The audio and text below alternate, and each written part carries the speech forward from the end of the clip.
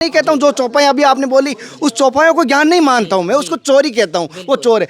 मैं तो इससे माता जी, एक तो होता रात को चुरा रहा है, एक तो मन, एक तो रात को चुराता है, एक विश्वास को चुरा रहा है, एक तो जो ऐसे ज्ञान करके नकल करके प्रवचन दे रहे हैं, मैं तो उसको सबसे खतरनाक चोर मानता हूँ। और अभी आज सत्संग इसी विषय पर, आज टॉपिक मेरा यही था, सुबह से हर रोज नया टॉपिक रखता हूँ, आज का टॉपिक यही था मेरा। तो बहुत बहुत सुंदर बात आप कर रहे हैं, मुझे आज बड़ी खुशी है। आज कन्हैया जी ने इतनी सुंदर बात कही है और बहुत अच्छा लग रहा है। कन्हैया जी, आपके चैनल के माध्यम से हम लोगों के जो ये चर्चा बाहर जाएगी, उसमें से बहुत से सनातनी जागृत भी होंगे, प्रेरित भी होंगे और कथावाचकों के प्रति इस प्रकार का भाव भी रखेंगे कि भाई तुम लोग हरी हरी नोट कमा रहे हो, समाज के लिए भी कुछ करो। कर मन रम जाहि सन ताहि ताहि सन काम, यही बात पार्वती जी ने भी कही। हमारा मन यहाँ पे रम गया, रमेउ राम मन देवन जाना। राम जी का मन चित्रकूट में रम गया। अब आप प्रश्न करें कि राम जी का मन कहीं और क्यों नहीं रमा, तो ये बात। नमस्कार साथियों, आपका दोस्त, आपका भाई, आपका साथी, संतों के चरणों का दास, मैं कन्हैया शर्मा। जैसे कि आपको कोशिश करता हूं धर्म की यात्रा के माध्यम से संतों के दर्शन करवा सकूं और दर्शन के माध्यम से थोड़ी बहुत सत्संग जितनी हो सके ले सकूं। मेरी सत्संग आप सभी से पता है ग्रंथों के आधार पर नहीं, अनुभव के आधार पर अधिक लेता हूँ। हालांकि ग्रंथों को एक साथ साथ रखा जाता है, लेकिन ग्रंथ तो कहीं पर भी मार्केट में लेके आप पढ़ सकते हो, मुझे पता है, लेकिन अनुभव आपको कहीं मार्केट में कहीं पर भी नहीं मिलेंगे। वो अनुभव की कोशिश करता हूँ, सत्संग करने की कोशिश करूँ। आज इन साधु जी की माता जी के पास आया हूँ। पहले तो इनका प्रणाम करते हैं, फिर इनका परिचय से सत्संग शुरू करते हैं। पहले तो माता जी मेरी तरफ से और देखने वाले समस्त साधकों की तरफ से आपके चरणों में पहले तो प्रणाम करता हूँ। कल्याणमस्तु, खुश रहिए। माता जी, पहले तो आपका शुभ नाम। मैं डॉक्टर वैष्णवी जी रामायणी, जगत गुरु जी श्री तुलसी पीठाधीश्वर, उनकी मैं विरक्त शिष्या हूँ। अच्छा। श्री राम कथा करती हूँ और एक आधार राम गुण गाना अपनी सनातनी प्रजा को जागृत करती हूँ कि जाग जाओ, अभी समय है, सही समय है। और मोदी जी और योगी जी जिस कार्य में लगे हैं, उनका आप सब लोग आगे निकल कर साथ दो। वेरी गुड, सही कह रहे हैं। और लेकिन कोई भी अपने कहते हैं ना, देश का राजा हो उसका साथ देना चाहिए, चाहे कैसा भी हो, देश के राजा के साथ हमें रहना भी चाहिए। माता जी, एक बात एक कहना चाहता हूँ, जैसे कि अब क्या आप ज्ञान मार्ग पे हैं या आपके ज्ञान पे ही हैं या आपको वैराग्य प्राप्त हुआ है?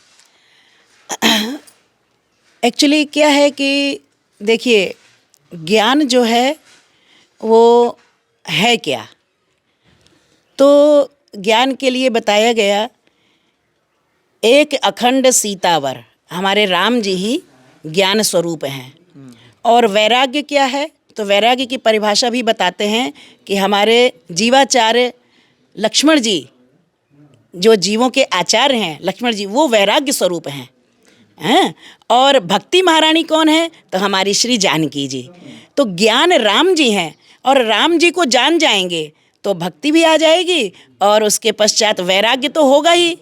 वैराग्य जब होगा यानी कि जीव को वैराग्य त्यागो, अपने निजी सुखों को आप त्याग करेंगे तब तो वैराग्य आएगा। आप किस मार्ग से हैं दोनों में से? हम तो प्रेम मार्गी हैं। नहीं, ज्ञान मार्ग या वैराग्य? अभी आप दोनों में से ना हम ज्ञान ना हम वैराग्य, हम तो भक्ति मार्ग वाले हैं। भक्ति ज्ञान मार्ग भी नहीं है, वैराग्य ज्ञान भी हम मीरा जी के प्रेम मार्ग को हम फॉलो करते हैं। और एक आधार राम गुण गाना, श्री राम जी के गुणों का गान करते हैं। और हम कहते हैं प्रेम सर्वोपरि है, सबसे ऊंची प्रेम सगाई। वैराग्य और ज्ञान स्वतः हो जाता है जब आपको प्रेम हो जाएगा ठाकुर जी से। सत्य बात है माता जी। जैसे आपने मीरा की बात करी और मेहरता की मीरा हमारे यहाँ कहा जाता है और बहुत सुंदर बात कही, लेकिन उनकी भक्ति की बात कही जाती है तो वो शरीर के साथ अपने ठाकुर जी में विलीन हो गई। जो कहा जाता है हमें तो दाह संस्कार करते हैं, कृपालु जो शरीर के साथ विलय हो गए थे। क्या आपको लगता है कि आज के समय में ऐसी कोई भक्ति कर रहा है जो शरीर के साथ ठाकुर जी में विलय हो जाएगा? ये तो प्रेम के ऊपर आधार है कि ठाकुर जी से ऐसा और इतना प्रेम हो जाना चाहिए कि जैसे कुछ नहीं चाहिए और कोई नहीं चाहिए, तब ये प्रेम जागृत होता है। बिना जल के मछली तड़पती है, ठीक उसी प्रकार जब हम बिना ठाकुर के, बिना परमात्मा के, बिना अपने श्री राघवेंद्र सरकार के जब हम जीने लग जाएंगे कि आह भगवान के बिना नहीं जी सकते, तब ये प्रेम स्वतः जागृत होता है। देखिए प्रेम सहज समाधि है। मतलब जिस चीज को आपने कहा ना, हर चीज को त्याग दे, किसी चीज की सूझबूझ ना दे, तो इसी तो वैराग्य कहते हैं माता जी। जी, त्याग देना वो जबरन है। नहीं, और सूझबूझ ना रहना, सुध बुध ना रहना वो कब होता है? जब हम प्रेम की लगनी में जुड़ जाते हैं। हमको स्वयं नहीं त्यागना, जब हमको प्रेम हो जाएगा तो स्वतः ठाकुर जी उसको छुड़वा देंगे। जैसे माता जी छुड़वा देंगे, स्वतः छुड़वा देते हैं। माता जी जैसे आप कह रहे हो प्रेम भक्ति भाव से, या मैं ये सुना है कि कभी भी भक्ति ज्ञान के बगैर तो प्राप्त नहीं की जा सकती। देखिए ज्ञान जो है ना, वो एकमात्र उसका एक ही आप संज्ञा समझिए कि ज्ञान अखंड एक सीतावर। हम कौन हैं, कहाँ से आए हैं, ये तो ज्ञान करना होगा ना। मैं पहले ये पहले बस बड़े भाग मानुष तन पावा, फिर ये दूसरा स्टेप है। कबीरदास जी ने भी यही बात कही कि आया है तू कहाँ से, जाएगा तू कहाँ, इतना बस विचार ले तेरा हो गया भजन, मन की तरंग मार ले बस हो गया भजन। तो जानना, भगवान को जानना, हम कौन है पहले अपने को जानो। भगवान कहीं नहीं है, भगवान हमारे अंदर ही है। कस्तूरी कुंडल बसे मृग ढूंढे बनमाई, ऐसे घट राम है दुनिया देखे नहीं। हमारे अंदर इतना प्रेम उत्पन्न हो जाना चाहिए कि यहीं हमारे अंदर ही यह ज्ञान उत्पन्न हो जाए कि जगत क्या है। बस आपने पहले तो ये बात, मैं इसीलिए इस बात को ऐसे लिया आपने पहले का मेरे को ज्ञान की आवश्यकता नहीं है, पहले में सवाल में आपने कट किया था, सभी साथ देख रहे हैं, और दूसरे सवाल में आपने वापस में वहाँ घुमा के सवाल को लाया, तो आपने ज्ञान को पहले बता दिया। तो आप परिस्थिति के अनुसार अपने वचन बदले कैसे? वचन यहाँ पे इसलिए कि व्यक्ति की स्थिति और परिस्थिति के हिसाब से सब कुछ चेंज हो जाता है उसके जीवन में। जैसे कि उदाहरण मैं एक दे रही हूँ कि मीरा जी के जीवन में एक घटना घटी। कौन सी घटना? कि उन्होंने ठाकुर जी को पूछा तो उनकी मैया ने कहा कि यही तेरे दूल्हा हैं। तो उनको उस समय तो कोई संसार का ज्ञान नहीं था ना, बालपन की बात है। तो उनकी आस्था कहाँ से जुड़ गई? केवल उनके वचनों पे, मैया के वचनों से। अब उन्होंने प्रेम करना आरंभ किया, तो वहां पे ज्ञान सर्वोपरि नहीं हुआ, वहां पे प्रेम सर्वोपरि हुआ। उन्होंने ठाकुर जी को अपना दूल्हा मान लिया। तो ज्ञान करवाने वाली माता जी थी ये तेरा दूल्हा है, ये ज्ञान हुआ तभी तो वो प्रेम हुआ। और उसको कहते ये तेरे दूल्हा नहीं है, दूल्हा नहीं, ये तेरे दुश्मन है, तो उस समय वो दुश्मन बन जाता। ज्ञान करवाने वाली पहले माता जी थी। माता जी ये गलत संदेश जा रहा है। लेकिन उन्होंने तो विनोद स्वरूप में कहा था, ना कि गुरु बन के ज्ञान दिया था। ज्ञान तो गुरु देते हैं, जो आध्यात्मिक गुरु होते हैं हमारे। आप बात करो, दत्तात्रेय जी ने 24 गुरु बनाए थे, किसी से ज्ञान दिया नहीं था। ज्ञान दिया नहीं था किसी ने। कौवे ने कौन सा ज्ञान दिया था? वैश्य ने कौन सा? उन्होंने ज्ञान लिया था। वही बात है जी, वही बात आ रही है। बिन गुरु भवनिधि तरई न कोई, जो बिरंच शंकर सम होई। ज्ञान का मतलब है जान जाना। हाँ, ठीक है। आपको मैंने भी यही कहा कि आया है तू कहाँ से, तू कौन है, कहाँ से आया है, क्या कर रहा है, कहाँ जाएगा, किस लिए तुझको इस संसार में भेजा गया है, तेरे कौन से लक्ष्य हैं। ये जो चीजें हैं, जब यह व्यक्ति इसके लिए जागृत नहीं होगा तब तक उसको समझ में नहीं आएगा मैं क्या कर रहा हूँ। अरे मैं तो अभी माया के चक्कर में ही पड़ा हूँ, अरे अभी तो मैंने केवल संग्रह ही किया है। तो ब्रह्म की प्राप्ति सबसे पहले जानने से होती है कि मुझे जिज्ञासा, मनुष्य को जिज्ञासावान क्यों बनना चाहिए? क्योंकि मनुष्य ही एक मस्तिष्क प्रधान प्राणी है कि जो सोच सकता है, जो विचार कर सकता है, जो जान सकता है कि यह संसार क्या है, जगत क्या है, जीव क्या है, ब्रह्म क्या है और माया क्या है। तो माता जी जैसे कि हम साधकों को बात कह रहे थे, वही बात वापस मैं इसलिए कह रहा हूँ क्योंकि पहला सवाल भी अभी हमारा कंप्लीट हो जाए तो दूसरे सवाल की तरफ, क्योंकि आपकी बात है कोई भी भक्ति ज्ञान के बगैर प्राप्त नहीं हो सकती। ये सत्य है या नहीं है? भक्ति माँ है, माँ, ठीक है। हाँ। और जब हमको प्रेम हो जाएगा ना, हाँ। तो ज्ञान और वैराग्य दो पुत्र हैं भक्ति महारानी के, हाँ। ठीक है। हाँ। तो ज्ञान और वैराग्य पुत्र, जहाँ माँ वहाँ बच्चे, जहाँ माँ पहले भक्ति आएगी फिर ज्ञान आएगा। भक्ति आएगी नहीं, हमने कहा प्रेम सर्वोपरि है। उसके लिए हमको ज्ञान के पीछे दौड़ने की आवश्यकता नहीं है, जानने की आवश्यकता है। मैंने कोई ज्ञान कहता है, कोई किताबें पढ़ना ज्ञान नहीं होता माता जी। जी जी जी, किताबें पढ़ना ज्ञान नहीं है, वो तो उसको तो चोरी कहता हूँ मैं। किताबें पढ़ने को चोर है मेरी नजरों में, तो वो मैं तो सीधा कहता हूँ वो चोर है। ज्ञान तो अपने आप को कोई भी चीज हुआ, मुझे इस किताब को छुआ है, मुझे एहसास हुआ है, ये मेरा ज्ञान है, ये किताब है।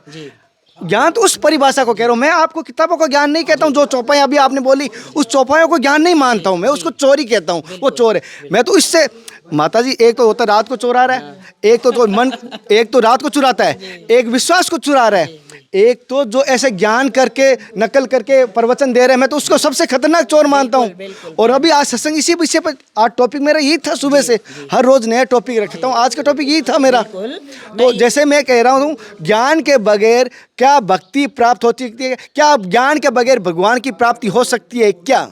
नहीं, कभी नहीं। क्योंकि जब तक जानने की इच्छा हृदय में नहीं उत्पन्न होगी, हु एम आई? मतलब आप पहले ज्ञान मार्ग में आए थे? ज्ञान सबसे पहले जानना जरूरी है। पहले हम जाने, पहले हमको पता चला, अरे ये तो मिथ्या है सब।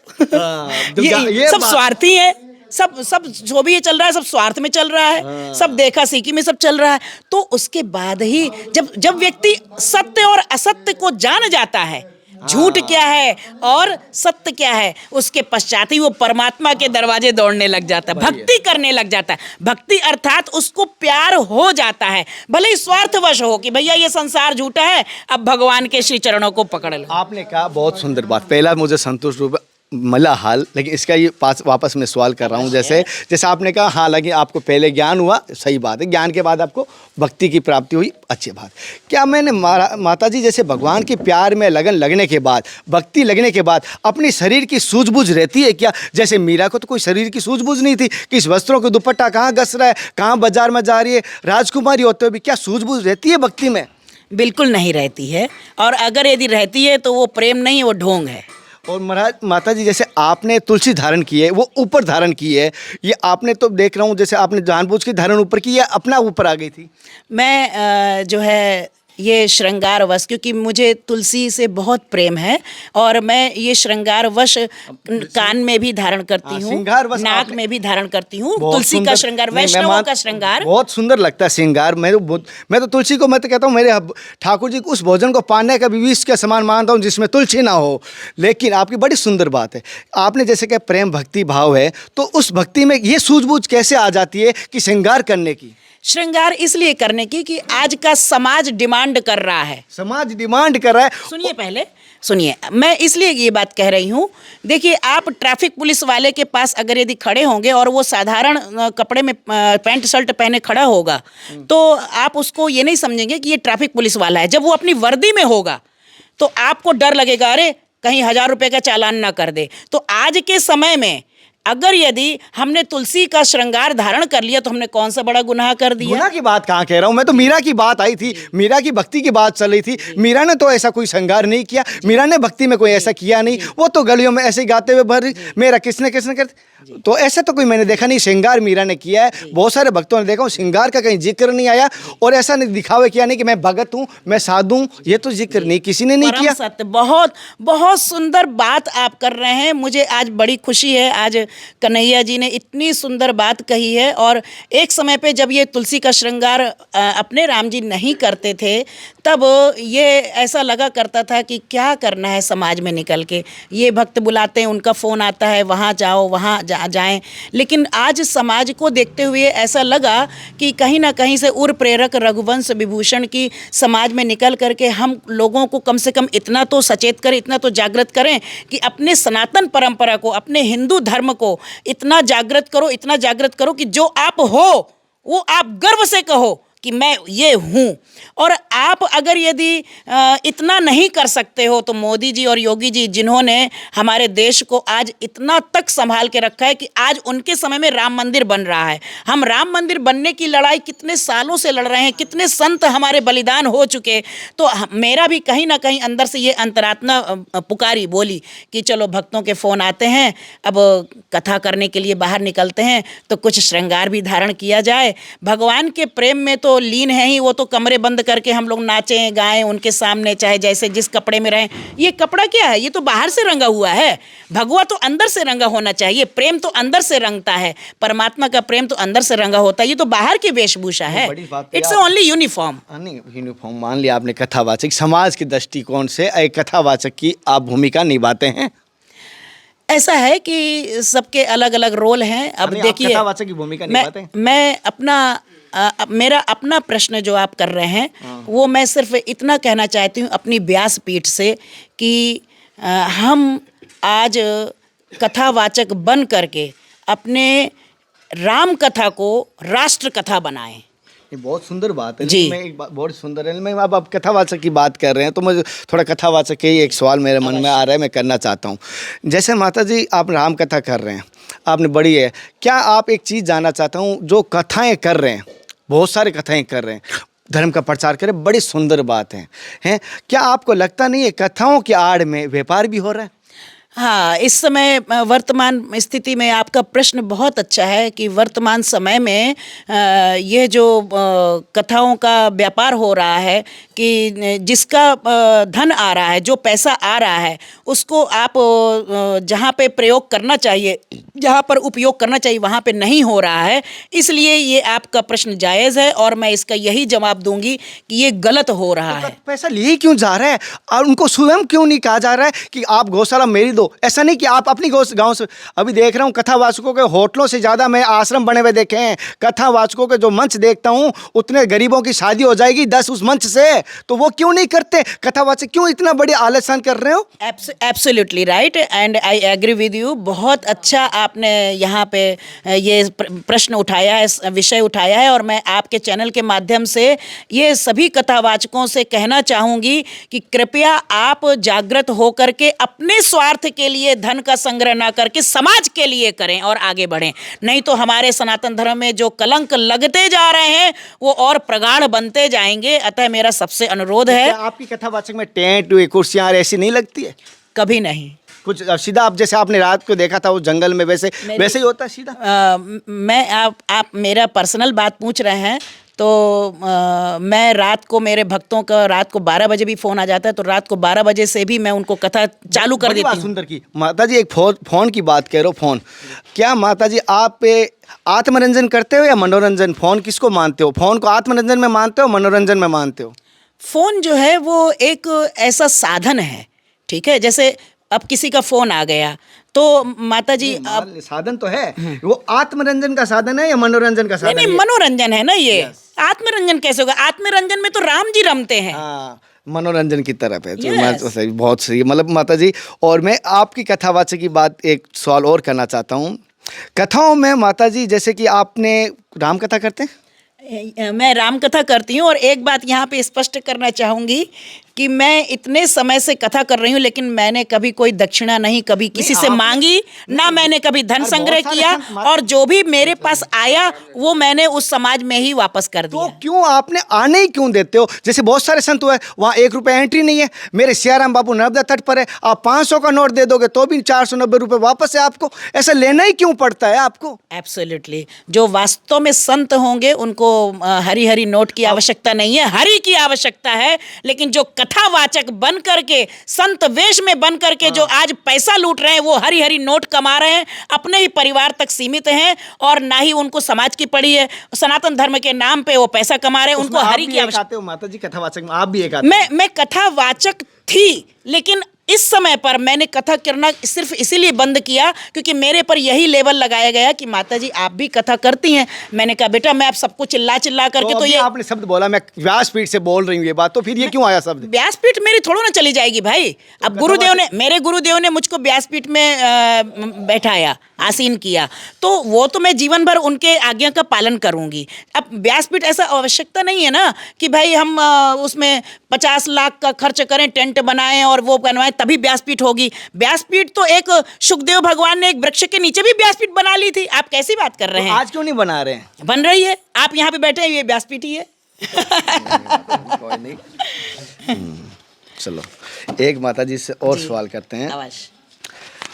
माता जी जैसे एक नहीं, आप बहुत करिए। नहीं, बहुत तो मैं आपके पास बहुत इतना आनंद आया। क्यों नहीं, सत्संग महाराज जी की सारी अभी आपके ऐसा चैनल के बाधा माध्यम से आज बाधा नहीं बन जाऊँ मैं संत, आप तो कहीं और, मैं कहीं बाधा बन रहा हूँ सबकी। नहीं नहीं, कोई बाधा नहीं है। आप जैसे जागरूक मेरा क्या है, युवक- देखो आपको पता है सबको, मेरी तो एक आदत है, अबोध हूँ अर्जुन की तरह। अर्जुन ने श्री कृष्ण को कितना परेशान किया, सवाल पे सवाल ठोका, तो वैसे मेरी आदत रहती है मैं सवाल मुझे कर। बहुत अच्छा लग रहा है कन्हैया जी, आपके चैनल के माध्यम से हम लोगों के जो ये चर्चा बाहर जाएगी उसमें से बहुत से सनातनी जागृत भी होंगे, प्रेरित भी होंगे और कथावाचकों के प्रति इस प्रकार का भाव भी रखेंगे कि भाई तुम लोग हरी हरी नोट कमा रहे हो, समाज के लिए भी कुछ करो।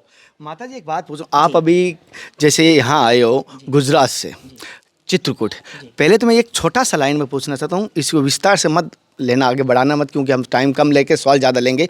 चित्रकूट आने क्यों आप? क्योंकि एकमात्र यहाँ पे श्री राम जी का आदेश हुआ था मेरे लिए कि तुम आओ यहाँ, और मैं इस बार एक अनुष्ठान के उद्देश्य से ही आई हूँ। तो माता जी क्या आपको लगता है गुजरात में श्री राम जी नहीं है? राम जी कहाँ नहीं है, हैं? तुझ में मुझ में खड़ खम्भ में घट घट व्यापक राम, उन्होंने- लेकिन कामता नाथ का सानिध्य और मंदाकिनी जी का स्नान ये गुजरात में नहीं है। चित्रकूट में अच्छा, ही है। ऐसा आया कि यहाँ पर आने से इसका आपका अनुष्ठान सफल होगा, नहीं था वहाँ नहीं होगा सफल? अपनी अपनी आस्था और विश्वास है हमारा। श्रद्धा भवानी शंकरो वंदे श्रद्धा विश्वास रूपणो याभ्याम विना न पश्यन्ति सिद्धा स्वांत स्थमीश्वरम। हमारे आस्था, हमारा विश्वास कि कामता नाथ की सानिध्य मिलेगा, मंदाकिनी जी का प्रतिदिन स्नान मिलेगा और हमारा अनुष्ठान सफल होगा। नहीं, जैसे कि मैं ये चीज़ जानना चाहता हूँ वापस वही कि क्या आपको जैसे वैराग और भक्ति में क्या ये सूझबूझ रहती है कि वहाँ जाने से ज़्यादा फल मिलेगा, वहाँ जाने के ज़्यादा फल मिलेगा? भक्ति आने के बाद और वैराग आने के बाद दोनों में से अगर एक भी आ गई तो क्या फिर ये तो मेरा राम वहाँ बड़ा ज़्यादा है, यहाँ छोटा है, यहाँ गंगा माँ नर्मदा है, वहाँ हरिद्वार में क्या गुजरात में गिरनार पर्वत है तो मुझे यहाँ नहीं मिलेंगे, क्या ऐसा होता है? उसके बाद पहली बात तो ये, जहाँ भेद है वहाँ भक्ति नहीं है। तो भी आपके भेद आ गया। मैंने अपनी आस्था और विश्वास की बात कही हाँ, तो है। वो भेद तो किया ना, आस्था में भेद कर दिया आपने। नहीं, मेरा भेद के आस्था में भेद नहीं है, मेरा विश्वास सिर्फ इसमें कि कामतानाथ का प्रतिदिन परिक्रमा होगा और मंदाकिनी जी का स्नान होगा। कामतानाथ जी गुजरात में नहीं है और मंदाकिनी जी गुजरात में नहीं है क्यों भैया। नहीं? अगर आप भक्ति में हैं, वैराग दोनों में, तो आपको गुजरात में मिलेंगे ये। ऐसा है कि देखो, जितना संतों के दर्शन यहाँ मिलते हैं, कामतानाथ की परिक्रमा यहाँ मिलेगी, एक अनुष्ठान जो हमारा जप पूरा हो रहा है वो गुजरात में नहीं होगा। कुछ चीज़ें संकल्पित, जो कुछ चीज़ें होती हैं ना अनुष्ठान में, जैसे गंगा जी का स्नान चाहिए या जमुना जी का स्नान चाहिए या नर्मदा जी का स्नान चाहिए, तो संकल्पित कुछ चीज़ें जब अनुष्ठान में हो जाती हैं तो उसके लिए संत लोग जाते हैं, प्रयत्न करते हैं और रहते हैं वहाँ। जब तक ये संकल्प होता है, ये अनुष्ठान होता है, तब तक ये मानता हूँ कि वैराग और भक्ति दोनों ही नहीं आती है। ऐसा नहीं है। तो वो आने के बाद तो ये चीज़ आएगी नहीं, और ये आने से पहले तो वो आएगी नहीं। नहीं, ऐसा नहीं ऐसा है, ऐसा नहीं है।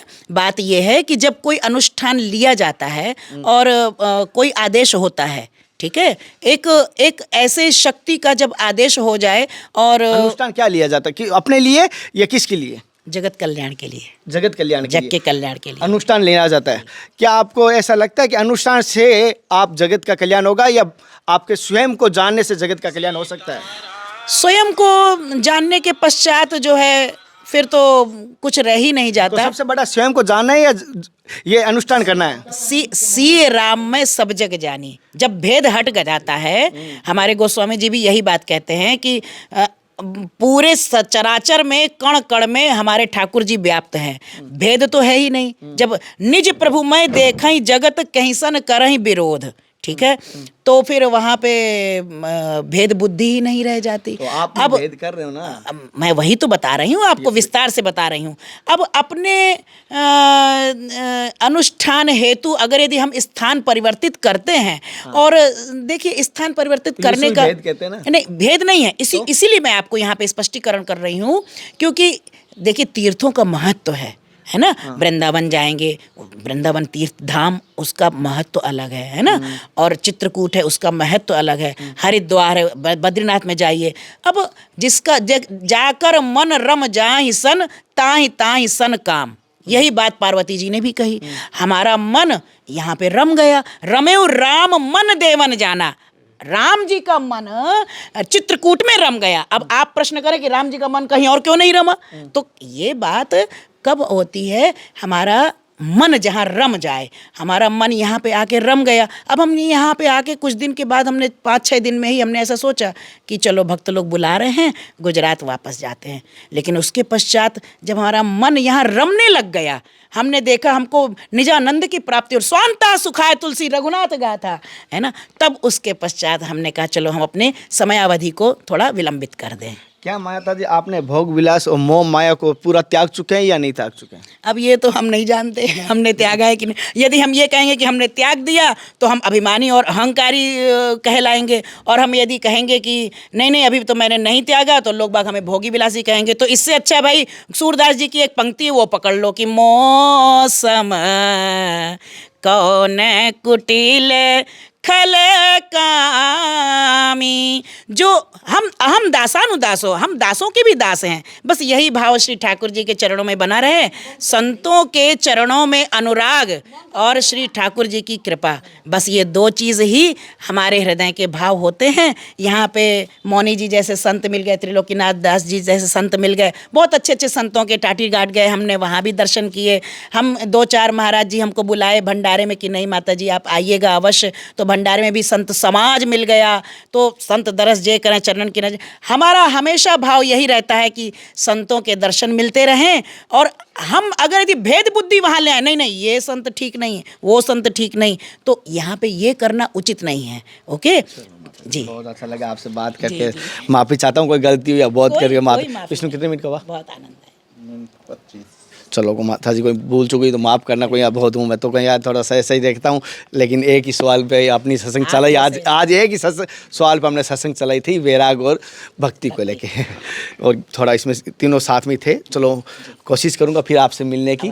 साथियों जैसे कि माता जी से कुछ सवाल किया था, एक ही ज्ञान और वैराग और भक्ति के ऊपर ही किया था, लेकिन थोड़ा सा मेरी एक आदत होती है जितना खुरेदा जाए उतना खुरेदना चाहिए, क्योंकि जब तक खुरेदा नहीं जाएगा तब तक होगा नहीं। और जिज्ञासु आपको पता है कितना हूँ, मृग तृष्णा की तरह रहता है, जितना हो सके जिज्ञासु ही सफल होते हैं जीवन में। और कन्हैया जी इसीलिए सफल हुए हैं अपने जीवन में और आगे भी सफल होंगे।